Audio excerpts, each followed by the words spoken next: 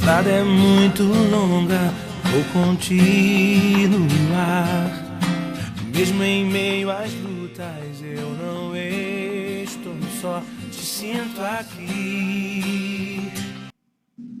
Ao vivo em cores. Então, muito bem. Paulo, um prazer muito grande te receber aqui conosco, queridão. Bênção de Deus. Prazer é meu. Tá? E se sinta bem à vontade. Vou passar algumas fotos aí para refrescar a sua memória de tempos abençoados, né? E quem está chegando agora, gostaria que você pudesse apresentar a sua família, né? E peguei uma foto que você usou de dezembro agora, né? Você, a Patrícia, seus filhos. Então, se apresenta aí quem é quem aí, para a gente poder conhecer um pouquinho melhor. Vamos lá. Bom, tá aí o Felipe, esse do meu lado aí. O Felipe tá com 17 anos, terminando o ensino médio. Gabriela completa agora, na próxima quinta-feira, aliás, na próxima quarta-feira, 10 anos. E a Patrícia, nós somos a família Fênima, temos servido aí há mais de 20 anos como missionários, junto à MIAF, Missão para o Interior da África, e nos últimos 15 anos como diretor da missão para a América do Sul. Maravilha, sensacional. E outubro, no último Congresso Brasileiro de Missões, nós temos uma foto muito gostosa.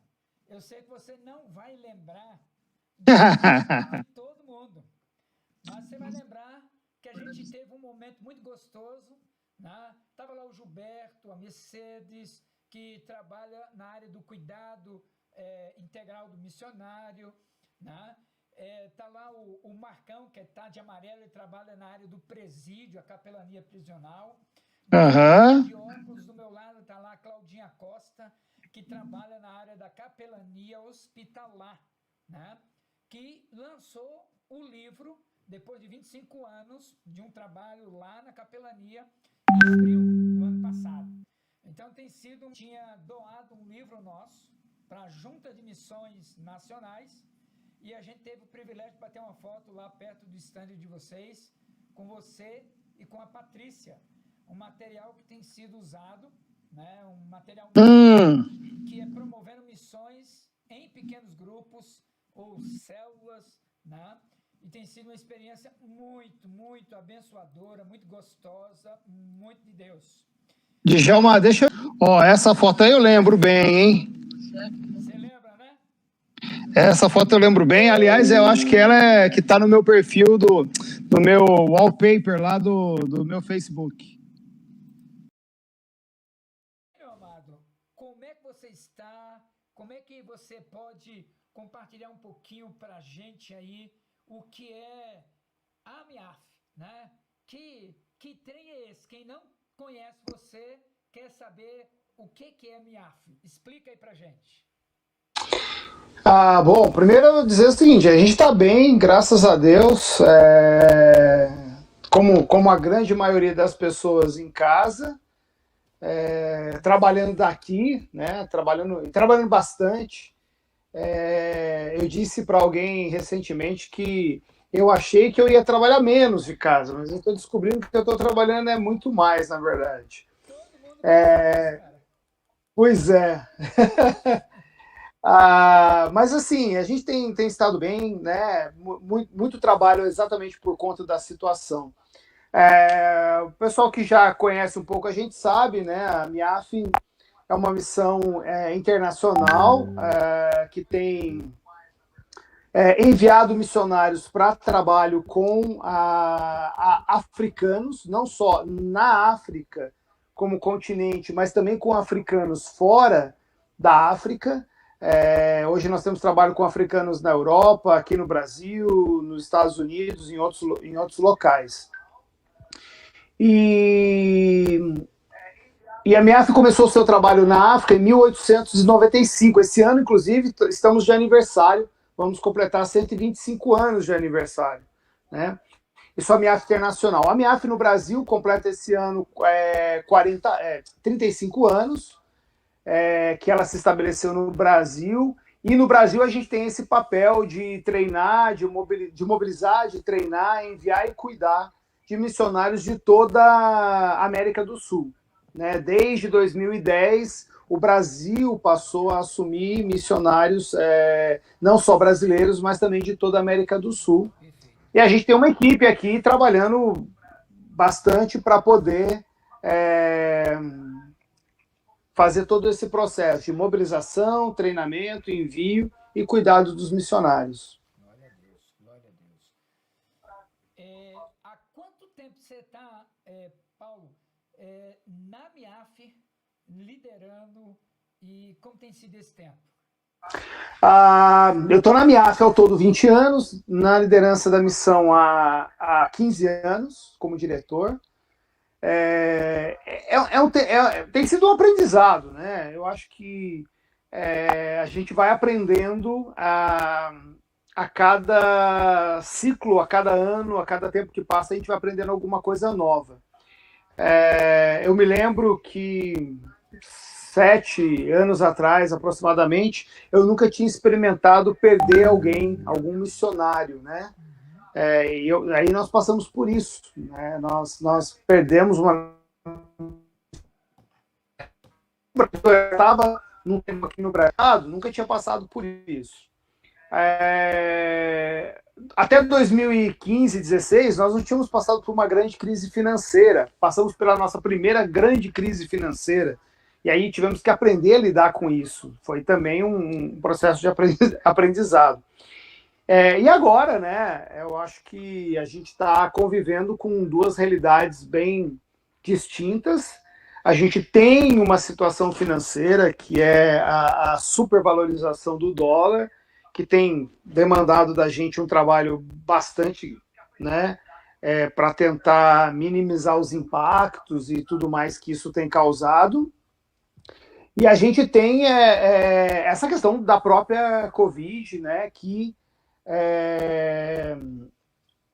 tem trazido aí uma grande... um grande trabalho em termos de gerenciamento, de cuidar das equipes, de saber o que está acontecendo.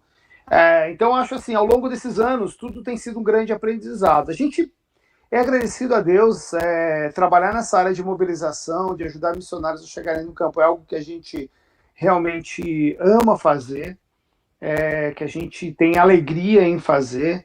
A gente tem sempre se espelhado aí no ministério de Paulo, né? Mas não no ministério de Paulo, aquele que plantava as igrejas, mas olhando para que todas aquelas pessoas que estavam por trás de Paulo, enquanto ele plantava as igrejas por onde ele passava. Então você olhava ali, você tinha gente que cuidava da sua saúde. Lucas era médico, que constantemente estava apoiando o ministério de Paulo como médico. Você tinha ali uma equipe de comunicação, você tem algumas pessoas que ajudaram Paulo a escrever as suas cartas. Você tem ali uma equipe que cuida da questão financeira, né? Epafrodito, que recolhe as ofertas nas igrejas e faz com que elas cheguem até as mãos de Paulo. Paulo tem uma equipe de segurança, né? Vamos lembrar que por 2 vezes tentaram matar Paulo.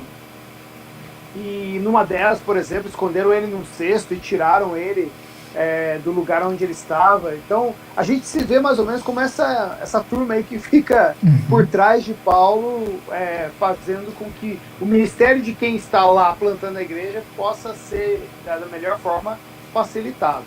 Perfeito. E o pessoal continua dizendo que o seu áudio está baixo. Ok. Vou pôr no máximo aqui. Agora. Espero que tenha melhorado. Mas vamos ver o que o pessoal fala aqui.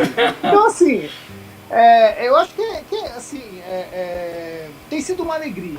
A gente passa, obviamente, como todos, a gente passa por dificuldades, a gente enfrenta desafios, mas o serviço na obra missionária nunca foi a garantia de uma vida só de coisas boas. Claro, né? claro. E essa é a segurança que a gente tem, no final das contas, que a ação missionária feita da maneira correta, da maneira de Deus, tem em Deus a sua ação. Então ela começa com Deus e termina com Deus. Então a gente se apega à ideia de que tudo aquilo que nós passamos, tudo aquilo que nós temos diante de nós, que nós enfrentamos em termos de dificuldades, são parte dessa ação missionária que a gente desenvolve. Verdade, verdade. Me diga uma coisa, eu sei que se falar de dólar a gente vai pirar, porque tá 5,40, isso o oficial, porque se você for trabalhar por fora é 5,80, 6 aí. Cara, quantos missionários brasileiros hoje atuam no continente africano? Então, a gente tem hoje 68 missionários. Desses 68, 34 estão na África. Outros, deixa eu calcular aqui, outros 7 estão aqui no Brasil trabalhando com a questão da diáspora, os africanos que estão vivendo aqui no Brasil. E nós temos uma outra grande quantidade aí em preparação para sair. Mas na África, hoje, 34 missionários. Uau! Quer dizer, oração constante o tempo todo, recursos financeiros, já tem um ministério que é desafiador, e aí agora vem uma pandemia justamente num continente que tem menos estrutura para comunicar, operacionalizar o tratamento, o cuidado e a superação. Se para o Brasil, América Latina, a gente vai levar um bom tempo, eu fico imaginando a sua cabeça pensando, e os missionários que estão lá, Sudão, para aqueles países que são terríveis. Como é que está a tua cabeça e teu coração? Então, a gente tem que se manter calmo, né? A gente tem que se manter tranquilo na medida do possível, para poder lidar com as situações que você vai recebendo e tudo mais. Eu acho que o grande desafio nesse momento, você disse algumas coisas que são realidades, né? A África, de modo geral, não toda ela, mas de modo geral, ela tem uma infraestrutura muito precária em alguns lugares, né? Principalmente a África subsaariana ali, a estrutura é muito limitada. Limitada, exatamente.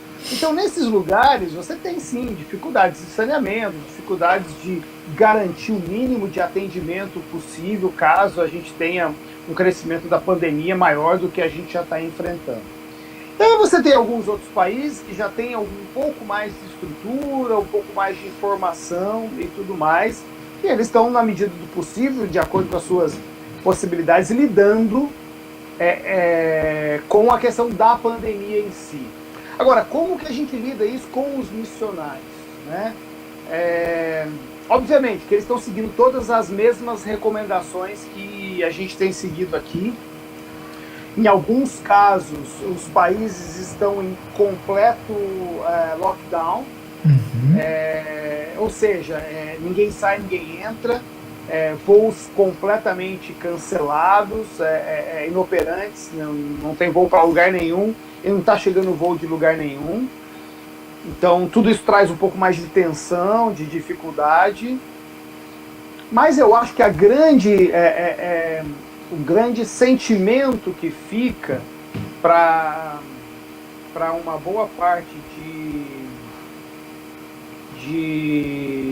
dos missionários é o sentimento da incapacidade, por exemplo, de estar exercendo o seu ministério, da incapacidade de poder estar visitando alguém que você estava discipulando, ou de estar envolvido no treinamento de liderança que você estava, porque, de certa forma, tudo parou, né? Exato. E aí você não consegue desenvolver mais o seu ministério. No Brasil, você consegue Zoom, Jitsi Meet, mas lá não é que não tem as plataformas, eles não têm as condições para utilizar esses recursos. Vamos pegar um exemplo, né? Nós estamos falando do sul do Sudão, do norte de Uganda, por exemplo. Sim. Uma comunidade grande de povos não alcançados, de lugares onde o evangelho não chegou. Você tem equipes missionárias lá, mas exatamente uma questão de responsabilidade, até para preservar a vida deles, senão não ocasionar que haja uma expansão da pandemia e tudo mais, você tem que se restringir. Eles não têm acesso às facilidades tecnológicas que a gente tem. Então acabam ficando limitado, essa interação acaba ficando limitada. Se você olhar para o contexto urbano da África, tem várias igrejas já operando cultos online, fazendo reuniões, mas em contextos urbanos. Em contextos rurais ou em contextos mais isolados, isso é impossível. Perfeito.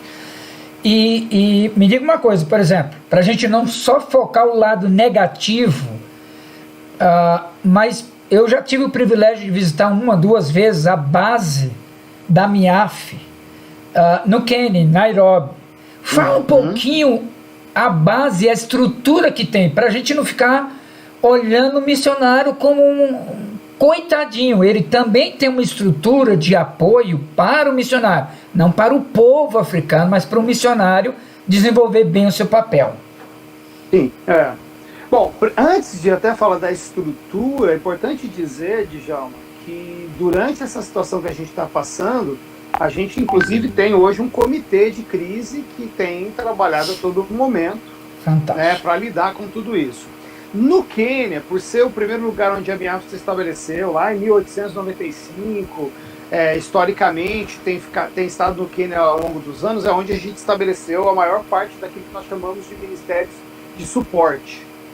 Então, no Quênia hoje, nós temos, por exemplo, o ABS, a Africa Base Service, o Serviço Básico Africano, e dentro dessa organização, ou dentro desse departamento, a gente tem a EMR, que é o braço aéreo da MIAF. Aliás, né, falando de coisa boa, a EMR, semana passada, conseguiu autorização para fazer um voo de carga, para exatamente levar mantimento e suprimento para os missionários que estão em áreas isoladas do sul do Sudão.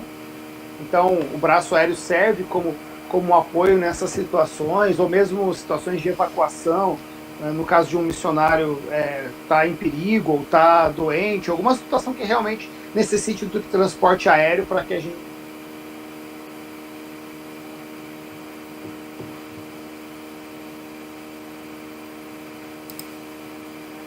Opa, deve ter dado uma travada. Vamos voltar aí.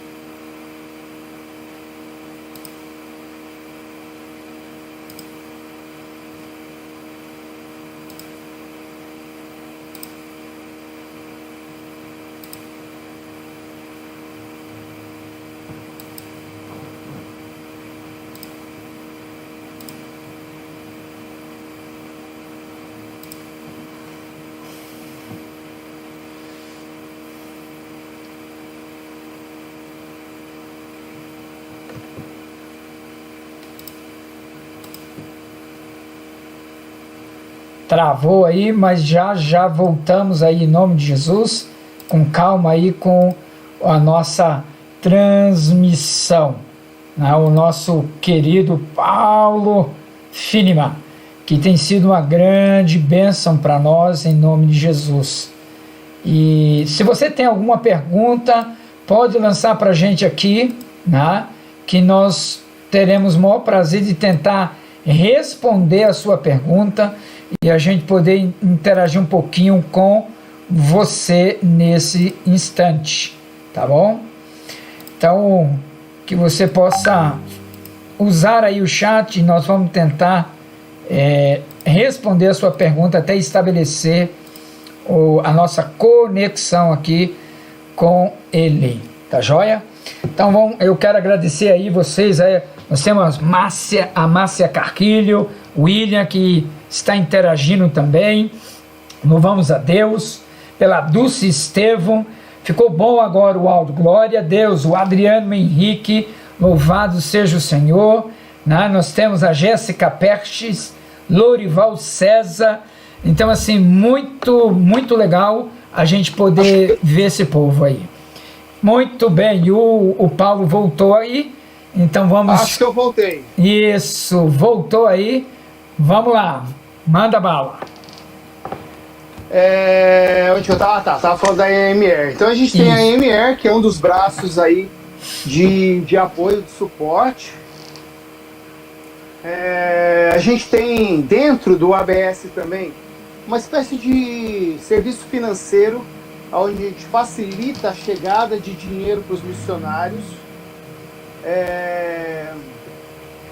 A gente tem o Tumaine. O Tumaine é um centro de aconselhamento para missionários, é uma parceria entre a MIAF e a Wycliffe. Nós compartilhamos e servimos juntos nessa área de aconselhamento para os mais diferentes, para missionários, filhos de missionários, casais. A gente tem também lá a Mayfield, que eu acho que você já ficou lá ou não, que é a casa de hóspede dos missionários, onde os missionários se hospedam, onde eles podem passar um tempo, se eles estão passando ali pelo Quênia, alguma coisa assim, eles têm essa facilidade de usar essa casa de hóspede. E a gente tem no Quênia também o RVA, que é o Rift Valley Academy, que é a escola para os filhos de missionário. É uma escola de internato, tem hoje cerca de 500 alunos, quase 600 alunos, e cerca de 75%, 80% desses alunos são filhos de missionários. Os pais estão servindo em campos diferentes e eles estão, nesse caso, estudando, fazendo toda a sua parte de educação ali. Então essa é parte da estrutura que hoje nós temos no Quênia hoje. E claro, além disso, uma boa parte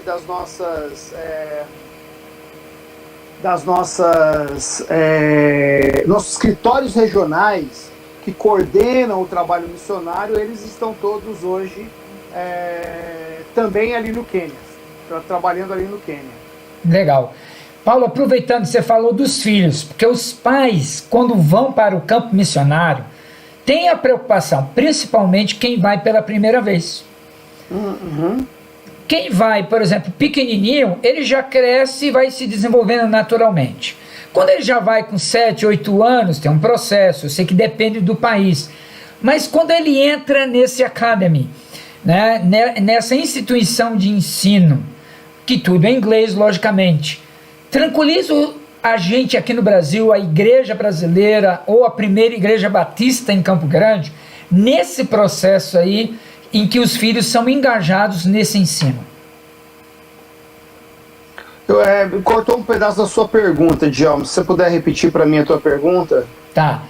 Para tranquilizar os pais, a igreja, como é que é o processo desses filhos quando eles vão para essa academia ou para a universidade, para essa área de ensino? Na verdade, todo o processo de preparação de educação dos filhos começa aqui no Brasil, quando a gente está fazendo a orientação dos missionários. De dar a eles as opções, de mostrar para eles quais são as possibilidades de ensino que os seus filhos vão poder ter no campo missionário, seja na escola do RVA, seja em qualquer outra escola, em algum outro lugar ali no campo. Então a gente avalia com os pais qual é a melhor opção para os seus filhos de acordo com o campo para onde ele vai, né? Quando o pai sai daqui, quando os pais saem daqui, eles já têm o mínimo de informação possível sobre as opções de educação que os filhos vão ter em determinados campos, né? Alguns você tem a possibilidade de colocar os filhos aí no RVA, que é um internato.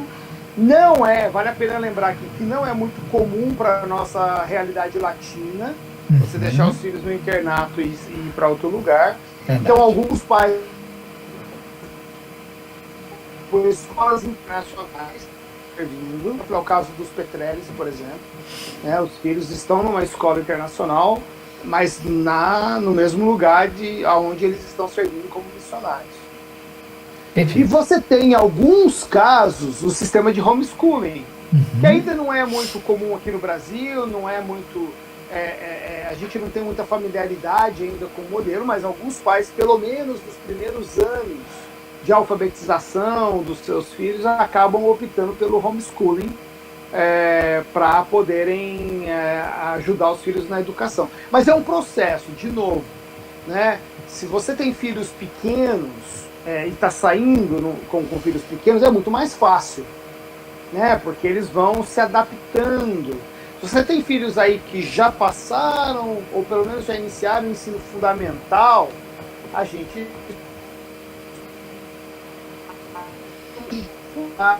por o fato que você vai mudar a alfabetização deles agora para uma língua diferente. E isso inclui, inclusive, o fato de que, antes de chegar no campo, nós precisamos criar mecanismos para que eles possam aperfeiçoar o inglês. Eu tenho uma família que os filhos estão estudando em francês. Então, você tem isso. Quando você tem filhos, vamos dizer assim, pré-adolescentes ou adolescentes, a dificuldade de adaptação é maior. É impossível? Não é impossível. Mas o esforço que você tem que fazer para poder organizar a saída, a adaptação, o próprio sistema de educação demanda um pouco mais de trabalho. Então isso sempre é feito em coordenação com a equipe aqui do escritório e a equipe do campo que vai receber as famílias missionárias. Legal, legal. Rapaz, eu fico imaginando a sincronia que precisa existir, tanto de vocês, no campo local missionário, dos missionários, da liderança. É uma coisa fantástica. E aí vem um dado, uma pesquisa dos Estados Unidos, que eles foram alistar os filhos mais capacitados e que têm o maior destaque: inteligência, adaptação cultural. Em segundo lugar, foram considerados, embora cultura americana, os filhos de pastores, porque trabalham em diversos contextos sociais diferentes. Mas em primeiro lugar foram os filhos de missionários, porque além de contexto social diferente, culturas diferentes, língua diferente, e é normal um filho de missionário falar 2, 3, 4 ou mais idiomas, né?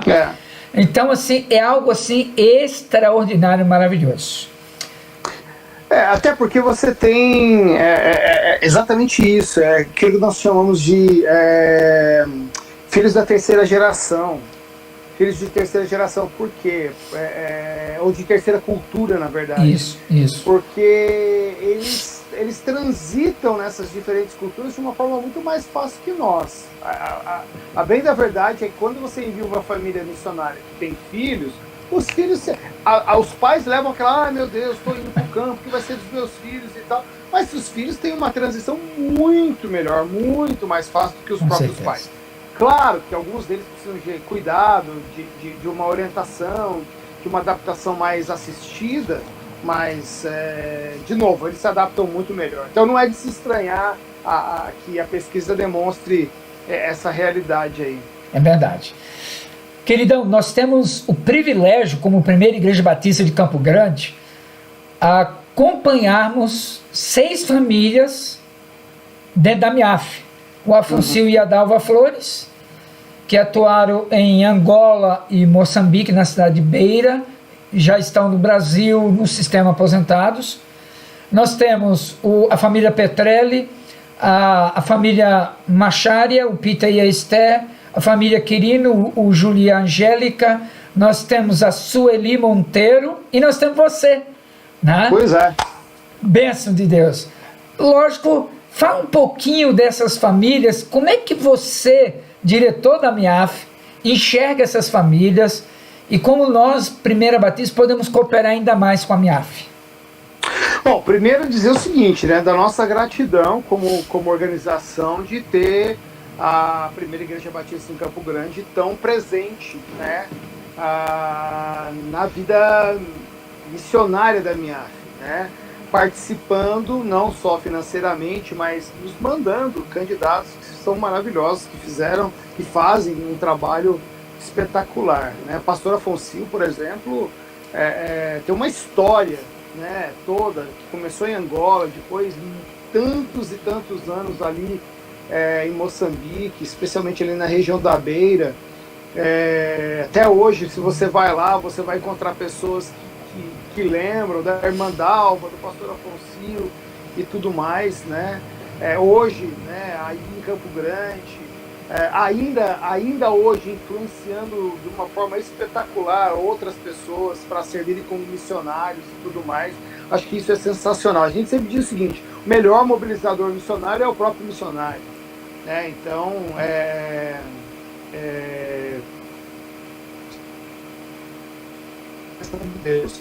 você tem também já é uma parceria de muitos anos, né?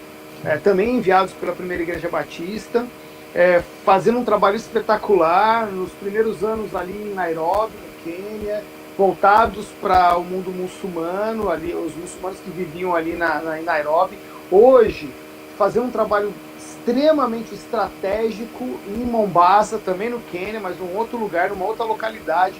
Agora, não só trabalhando com muçulmanos, mas treinando os pastores locais, e não só pastores do Quênia, mas outros pastores de outros países que vêm para uma espécie de centro de treinamento que foi montado ali para ajudar esses pastores a também serem efetivos no trabalho com muçulmanos. O Júlio faz isso em parceria com o Peter Macharia, a família, a Esther. Isso é legal porque, né, o Peter e o Júlio têm uma caminhada longa de amizade, de ministério juntos, desde a época de Nairobi, e agora trabalham diretamente, coordenando juntos esse ministério voltado a treinamento de pastores e líderes ali. Aí a gente tem um pouco mais recente a família Petrelli, que no primeiro momento foi para Madagascar, fez um trabalho sensacional ali. A gente viu um grande potencial neles em termos de liderança e a gente acabou indicando o nome deles para assumir uma área de liderança em Uganda, na região central ali da África. Eles estão baseados em Uganda, mas a área de atuação deles ali é vários países ali da região central. Ajudando os times, ajudando os líderes, trazendo capacitação, trazendo capacitação para os líderes da MIAF lidarem ali nos times. Agora iriam iniciar agora, né, uma experiência de treinamento no campo. Eles vão liderar, o plano era que eles iam liderar, começando agora, no início do ano, uma equipe que seria montada, o que a gente está chamando de inbound, na ideia de introdução ao mundo missionário, vamos dizer assim. E dali, então, depois desse treinamento, esses missionários iam ser direcionados para diferentes campos. Infelizmente, com toda a situação aí do lockdown, a gente acabou tendo que interromper, né, vamos dizer assim, o início desse time, mas o time está programado para começar. E, aliás, quem estiver ouvindo a gente, tiver interesse de fazer parte desse time, nós temos ainda oportunidade. Você pode, se você tem interesse em ser missionário a longo prazo, você começa o processo através desse time. Você fala assim, não, eu não tenho essa disponibilidade, mas eu quero servir por um ano, por exemplo. Você pode também fazer parte desse time por um ano. Então essa é uma possibilidade.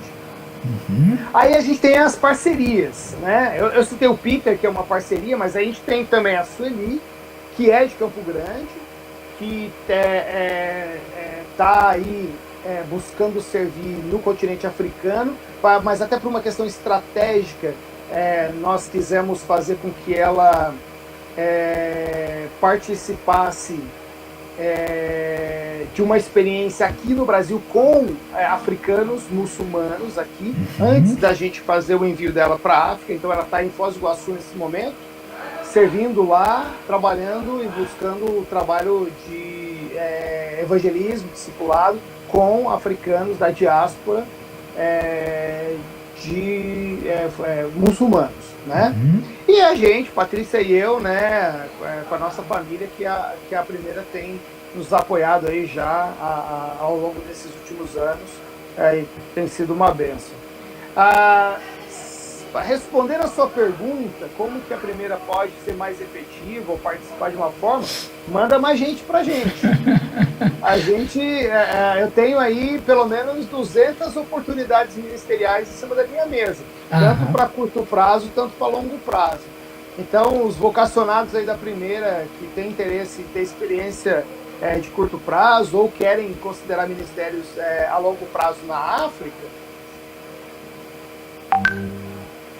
está buscando. Então, eu crivo aí do Ministério de Missões e da igreja, por favor, manda eles pra gente, que a gente quer ter pelo menos mais uns 3, 4 missionários da primeira aí com a gente. Maravilha, maravilha. Olha só, eu tenho uma pergunta aqui que está identificado como Missões AD Novo Dia. Gostaria de saber se a MIAF tem missionários em Pemba. Se há missionários lá, como a MIAF está reagindo a respeito dos novos conflitos do grupo Al-Shabaab? A gente tem uma equipe missionária em Pemba, que inclusive é liderada por um brasileiro. O conflito lá no norte, em Cabo Delgado, é uma realidade, né, que a gente tem acompanhado. Não a gente está assim monitorando, né, a questão da segurança e tudo mais, mas temos uma equipe lá, estamos trabalhando com algumas igrejas lá em Pemba, e essa equipe tem a finalidade de também ajudar as igrejas no seu desenvolvimento e treiná-las para que elas possam alcançar especialmente o povo muane, trabalhar com a igreja. Nós temos trabalhado com a igreja Macua, lá no norte, mas sempre olhando de como nós podemos, através da igreja local, alcançar os muanes ali no norte de Moçambique, especialmente na região de Pemba e um pouco mais para cima. Mas sensacional, sensacional. Fala um pouquinho, Paulo, dos desafios. Nós vamos dividir em 2 momentos: desafios e sonhos do teu coração. Quais são os principais desafios que você tem como MIAF, Brasil, África, nesses próximos, vamos dizer assim, 2, 3 anos? E depois nós vamos falar um pouquinho os sonhos do teu coração, aquilo com que você sonha no teu coração. Eu diria, assim, não tem como fugir. Eu acho que o maior desafio nosso hoje é o financeiro, né? E vale a pena dizer uma coisa aqui, Djalma: o nosso desafio financeiro não é pela falta de apoio da igreja, pelo contrário. Sim, fica aqui até a minha gratidão às igrejas de modo geral e às pessoas, porque as pessoas têm sido fiéis, inclusive nesse momento em que a gente está passando, todo mundo está passando por dificuldade. Glória a Deus. As pessoas têm sido fiéis. Nosso problema financeiro hoje é realmente pelas questões cambiais, pela alta, assim, absurda do dólar. Infelizmente, todas as transações internacionais, toda a remessa que você precisa fazer passa pela conversão da nossa moeda para a moeda, para o dólar, e às vezes é até 3 conversões, do real para o dólar e do dólar para a moeda local que a pessoa vai usar lá no campo. Então, essa é uma realidade, é um grande desafio. Basta você imaginar que em janeiro do ano passado, quando nós recebemos os novos missionários, nós dissemos para eles, olha, você precisa, vamos dizer, vou usar um valor fictício, você precisa levantar $1.000. E $1.000 é R$3.800, né? Esses mesmos $1.000 hoje é praticamente o dobro, né? Hoje você falou 5.800, são R$2.000 a mais. Ele continua levantando aquele valor lá e não foi possível a gente conseguir recuperar essa perda cambial. Então esse é um desafio, definitivamente. Sim. O segundo desafio é o envolvimento de mais igrejas na obra, no trabalho missionário no continente africano. Veja bem, não é o envolvimento da igreja, a igreja tem se envolvido, mas é o envolvimento de mais igrejas. Uhum. Nós queremos ver mais e mais igrejas envolvidas, porque mais igrejas envolvidas significa mais missionários, mais intercessores e mais apoiadores. Se nós queremos crescer em termos de movimento missionário, né, nós precisamos desses três elementos. Precisamos de mais missionários, nós precisamos de mais intercessores e precisamos de mais mantenedores ou sustentadores. Aonde eles estão? Na igreja. Então, quanto mais a igreja se envolve, ou quanto mais igrejas a gente tem possibilidade de crescer. Então, o terceiro desafio é realmente as pessoas responderem ao chamado de Deus. É a gente ver um crescimento maior de vocacionados. Aquilo que eu disse não é jargão, não. Eu tenho 200 oportunidades em cima da minha mesa. Ó. Uma lista de 200 oportunidades. E eu não tenho 200 pessoas para mandar. Né? Também é preciso dizer que o movimento missionário brasileiro ele tem crescido. Uhum. A curva tem sido na ascendente. Nós temos crescido. Basta ver a última pesquisa do CBM 2017, onde nós vimos que chegamos a 15 mil missionários transculturais. Uhum. Né? Então tem crescido. Mas se eu comparar o crescimento da igreja brasileira com o crescimento do movimento missionário, eu posso ter uma expectativa, querer uma expectativa melhor, de ter mais missionários. Uhum. Né? O pastor Gilson nos diz que uma igreja sem missões é como uma padaria sem pão, uma pizzaria sem pizza. E é isso que a gente precisa ver. Né? Quanto mais igrejas surgem, a expectativa nossa é que mais movimento missionário emerja. Né? Exato. Então, exato. Eu acho que esse é um terceiro desafio. Eu acho que assim, tentando resumir, eu diria que esses são os três maiores desafios que a gente tem hoje. Deixa eu aproveitar, o Marcos Levi está fazendo uma pergunta interessante. Ele diz assim, o ideal hoje, em dia, é apoiar um missionário individualmente ou uma agência missionária? Né? Olha, eu vou dizer o seguinte, as duas coisas. Né? O missionário é primordial, eu vou dizer assim, o missionário é primordial. Sustentar o missionário, apoiar financeiramente o missionário é fundamental para que ele desenvolva o ministério dele. Claro. Apoiar a agência missionária, a gente precisa definir o que é esse apoio. Por exemplo, se é para apoiar um projeto missionário, aí eu vou dizer sim, por favor, apoie o projeto missionário desenvolvido por aquela agência. Agora, apoiar a estrutura, eu não sei se eu preferia que, pelo menos assim, na minha cabeça, o investimento financeiro em missões precisa ser a grande maior parte, eu vou dizer assim, pelo menos 92% tem que chegar no campo. Uhum, uhum. Perfeito. Eu diria que qualquer coisa além disso, a gente precisa repensar. Então, assim, se você está falando de apoiar a agência missionária, a estrutura, eu dizia assim, não. Tem que ser o mínimo. Se você vai apoiar R$100, eu vou dizer o seguinte, fala o seguinte, Dá 92, então, para o missionário e R$8 para a agência. Ou R$100 direto para o missionário. Eu não sei do Marcos Levi de onde pode ser até da nossa igreja e a gente não conhece direito, mas dentro da nossa Primeira Batista de Campo Grande, eu diria o seguinte: quando uma pessoa participa da OMF, Oferta Missionária de Fé da igreja, ele está apoiando individualmente, diretamente o missionário, independente da agência, porque a gente trabalha com a MIAF, mas e outras agências também, e sempre personalizado, ou seja, como ele tem uns pequenos grupos, o que acontece? Cada pequeno grupo tem um líder de missões.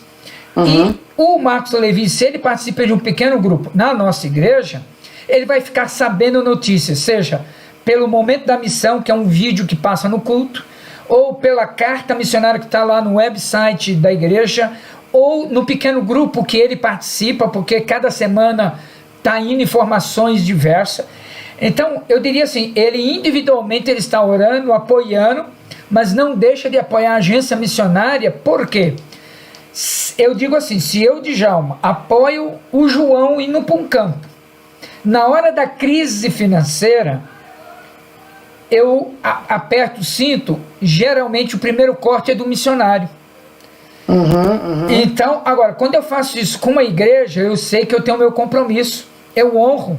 Agora, se eu faço isso individual, a tendência, eu posso estar errado, é eu parar e deixo o missionário à mercê da sorte no campo missionário.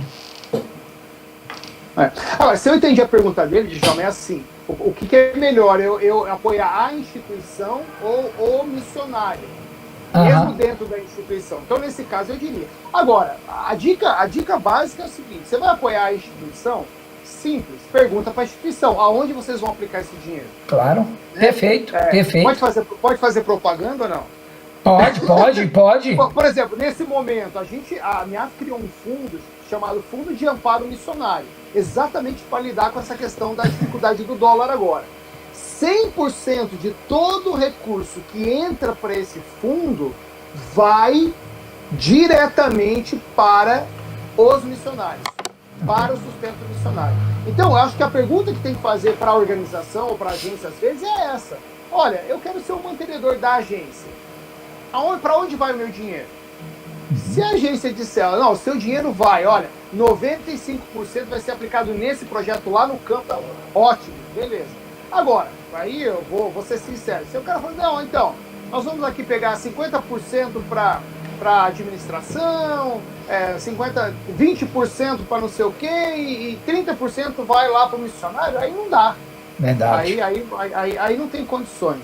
E se você me permite, deixa eu responder aqui uma perguntinha que o pessoal da Missões AD respondeu, que fez, aliás, como faço para enviar um vocacionado para treinamento da MIAF? Entra no site da MIAF, tem lá uma SA, eu vou postar aqui, mais fácil, ó, sa.imint.org, tem uma aba lá chamada Como Participar. É só clicar lá. No final vai aparecer o seu contato aqui. No final tem lá, entendeu? Inclusive eu coloquei aqui, vai aparecer aí na tela em alguns segundos, para o pessoal fazer o contato, né? Contigo ou pela MIAF. Então já vai ter o site e o teu e-mail. Show de bola. Tá? Então, para não. Porque o Levi, agora eu descobri, ele respondeu, que ele está de óculos aqui de sol. O Levi é do Rio de Janeiro, fizemos perspectivas juntos. Eu tive o privilégio de estar na igreja dele lá em Irajá, no Rio de Janeiro, uma igreja sensacional. E é justamente isso. Como que faz para novos candidatos engajar através da MIAF? Manda bala. Então, a MIAF tem, eu resumiria o seguinte: a MIAF tem duas modalidades de ministério, longo prazo e curto prazo, tá? Ambas as modalidades você precisa fazer uma aplicação, ou seja, você precisa mandar as suas informações para a gente vai avaliar, vai trabalhar junto com você aquilo que você tem em mente em termos do ministério. O que é extremamente necessário? Primeira coisa, ser recomendado e ratificado pela sua igreja local. a MIAF não recebe missionários que não venham enviados pela igreja local. Então, eu diria que o primeiro passo, antes até mesmo de entrar lá no site da MIAF, clicar lá, quero participar e tudo mais, é você conversar com a liderança da tua igreja. Teu pastor de missões, ou teu pastor, ou os líderes da tua igreja, expressando o teu desejo de servir como missionário. Uma vez que você tem o apoio da sua igreja, aí sim, então você pode ir lá se cadastrar em uma das nossas modalidades de ministério. E para cada uma delas, obviamente, que a gente tem os pré-requisitos. Para missionários de longo prazo, recomendado pela igreja local, você tem que estar fazendo ou ter feito um treinamento missiológico, você tem que ter ou se estar disposto a aprender o inglês, porque a MIAF é uma organização internacional, nós trabalhamos com equipes multiculturais, então o inglês é muito importante. Até porque a gente quer investir na vida dos nossos missionários em termos de aprendizado, em termos de aperfeiçoamento ministerial. Uhum. Aí, uma vez que tudo isso foi feito, você é convidado para a nossa semana de orientação aqui, para você entender como é a MIAF, o que a gente faz, aquilo que envolve o teu ministério na África e tudo mais. Aí você vai passar por uma entrevista. E aí a gente, uma vez aprovado, a gente dá os passos de envio para o campo. Claro que eu estou simplificando bastante, né? Mas o caminho básico eu diria que é esse. Curto prazo não tem algumas desses requisitos, né? Curto prazo é mais fácil, e curto prazo para a gente é de um mês até um ano. E também, todas essas informações estão lá no nosso site, você pode acessar lá. Mas legal. Em ambos os casos, a igreja local é fundamental. Sim, sim. Você mencionou uma coisa que eu acredito que é fantástico.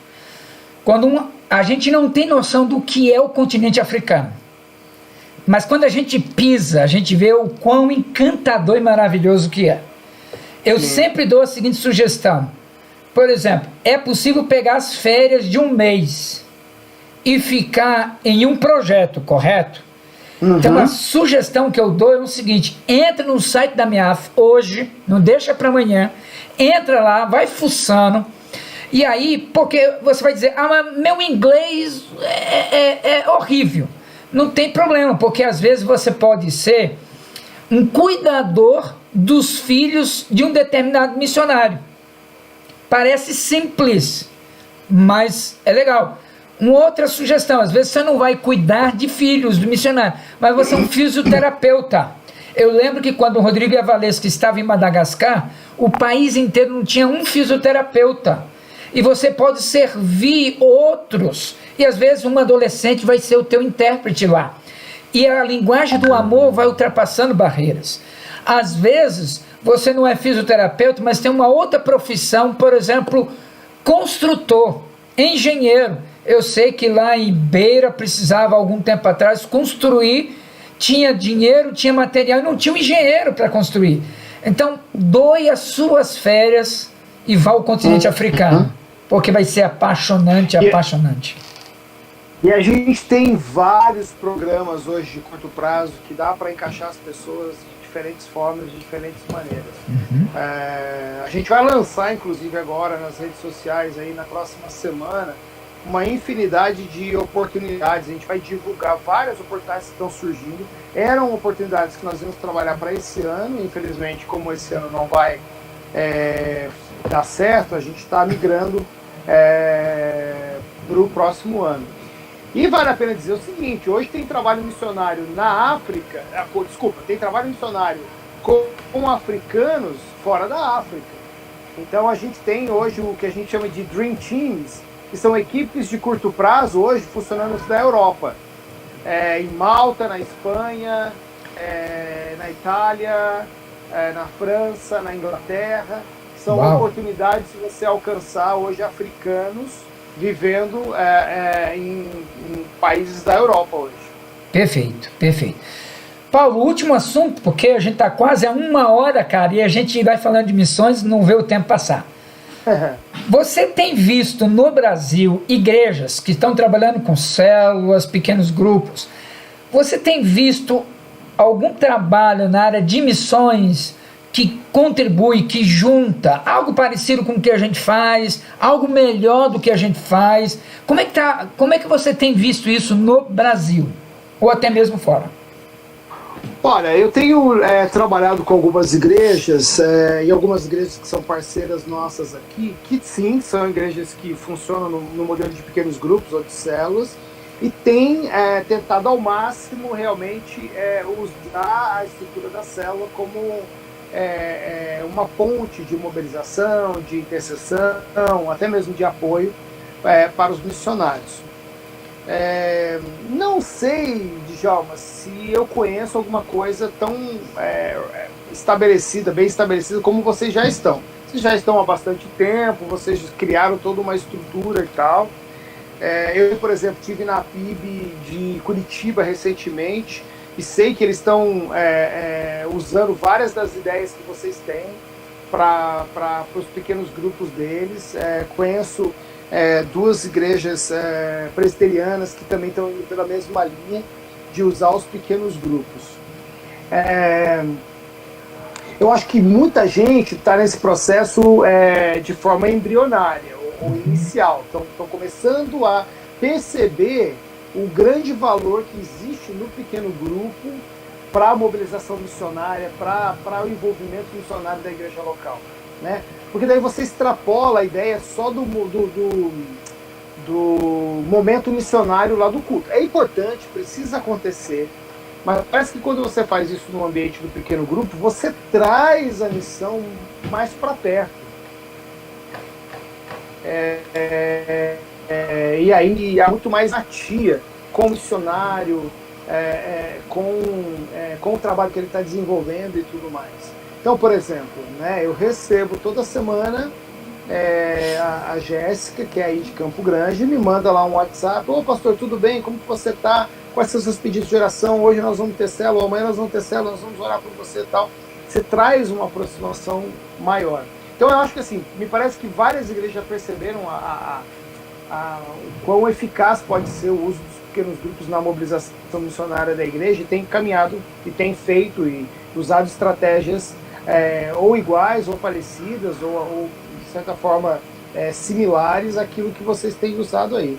Eu acho que isso é fundamental dentro dessa estrutura de trabalho missionário e de mobilização da igreja. Perfeito, maravilha.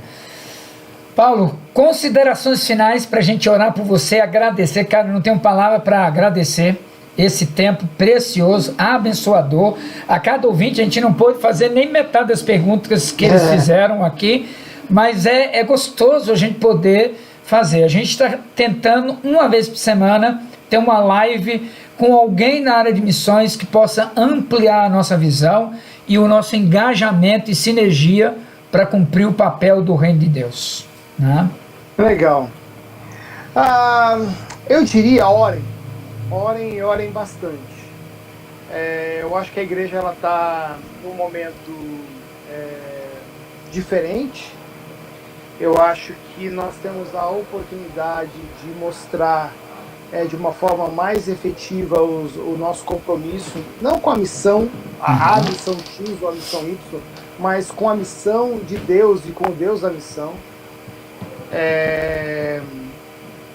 Orem todos os dias. Eu tenho feito isso de uma rotina na minha vida. Meu celular, todos os dias, às 10 horas e 2 minutos, ele desperta, exatamente fazendo uma alusão a Lucas 10:2, né? Rogai, pois, ao Senhor da Seara que envie mais trabalhadores para a sua seara. A gente faz mobilização, a gente fala das necessidades, a gente fala das oportunidades, mas do ponto de vista bíblico, a maior mobilização é a oração. E Jesus, quando está com aqueles 70 discípulos ali, a primeira coisa que ele pede para aqueles 70 discípulos é: orem para que o Senhor da Seara envie mais trabalhadores. E logo depois ele diz para aqueles mesmos 70 que ele chamou para orar: vão. Ou seja, os mesmos que são convocados para orar são os mesmos que são convocados para ir. Então há aí um poder muito grande no que diz respeito à oração na obra missionária. Segundo lugar, engajem-se no projeto missionário. Busquem um missionário para que você possa orar por eles. Busque um missionário para que, se possível, você possa apoiá-lo financeiramente. E considere você também ser um missionário. Talvez você não possa ser um missionário lá na África, mas você pode ser um missionário com africanos aqui no Brasil. O Brasil tem recebido inúmeros africanos aí ao longo dos últimos anos. Seja um promotor da obra missionária na sua igreja. Seja um entusiasta da obra missionária na sua igreja, né? Ah, mas o meu pastor não gosta de missões e tal. Dê literatura para ele. Deixe que ele seja inundado pela visão missionária, né? Às vezes eu vejo alguns membros de igreja, Djalma, porque o meu pastorismo, cara, ora por ele, dá para ele material para que ele possa conhecer. Às vezes ele não é um entusiasta porque ele não conhece, então dá para ele material que ele possa conhecer. Porque paga uma viagem para ele, né? Num campo missionário, paga uma viagem. Pois é. Porque no final das contas, todos nós somos mobilizadores. Esse é um chamado para toda a igreja. Exato. A obra missionária é um chamado para toda a igreja. E Deus espera que toda a igreja responda. Alguns vão apoiar. E essa é a dinâmica. Então, nós precisamos, cada um de nós, assumirmos o nosso papel para que a gente possa ser cada vez mais efetivo como igreja na obra missionária. E orem pela MIAF, pelos missionários, para que usar, inclusive nesse momento. Todo mundo sabe aí, amanhã está começando o Ramadã. A gente está começando uma campanha de oração pelo Ramadã. Ramadã é um dos momentos onde Deus tem se revelado para os muçulmanos de uma forma extraordinária. E nós temos orado para que Deus realmente se manifeste na vida daqueles que têm buscado a verdade. Siga a gente nas mídias sociais para você saber pelo aquilo que você tem que orar e como você pode ficar informado. Glória a Deus, glória a Deus. Paulinho, queridão, rapaz, olha, dá um beijo aí na Patrícia, meu e da Sandra. Pode deixar. E a gente quer orar por você. Muito obrigado, você que acompanhou a gente. Então, toda quinta nós vamos ter uma live aí muito especial e a gente vai contactando você. Vamos orar? Pai, muito obrigado pela vida do Paulinho, da Patrícia, seus filhos. Obrigado, ó Deus, porque eu sei que a responsabilidade de dirigir a MIAF é grande, é gigantesca, mas ele está em obediência à tua vontade. Então, ó Deus, dá sabedoria, dá graça, abre portas, realiza milagres, levanta novos obreiros. Ó Deus, usa poderosamente nas igrejas, pregando, congresso. Ele também organiza, é responsável pelo Congresso Brasileiro de Missões, que deverá acontecer em outubro deste ano, e vai ser fantástico, né? Deus, o Vocari e tantas outras ações missionárias. Pedimos, reveste, livra, guarda o teu servo, no nome santo de Jesus. Pai, a gente sabe que o céu não está em crise, nem crise de pandemia, nem crise financeira. Então abre os céus e derrama bênçãos sem medidas sobre a MIAF, sobre os missionários, que eles sintam o cuidado e a provisão do Pai Celestial. Deus, muito obrigado por cada pessoa que esteve interagindo, participando. Abençoa, que de alguma maneira eles tenham crescido na confiança no Senhor e na visão também. Nós oramos agradecido no nome daquele que é poderoso para fazer infinitamente mais do que pensamos ou pedimos. Em nome de Jesus.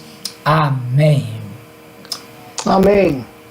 Valeu, Djalma. Obrigadão pessoal aí. Falou, querido. Tá bom? Maravilha.